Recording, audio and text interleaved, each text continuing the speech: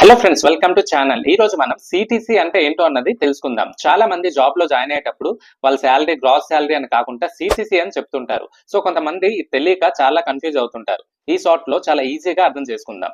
CTC అంటే ఏదైనా ఒక కంపెనీ ఒక ఎంప్లాయ్ మీద శాలరీ కాకుండా అదర్ బెనిఫిట్స్ కూడా ఆ ఎంప్లాయ్ మీద ఖర్చు చేసే బడ్జెట్ ని సిటిసి అని అంటారు. అంటే శాలరీ ప్లస్ అదర్ అలవెన్సెస్ కూడా మొత్తం కలిపి సిటిసి అంటారు. అంటే కాస్ట్ టు కంపెనీ.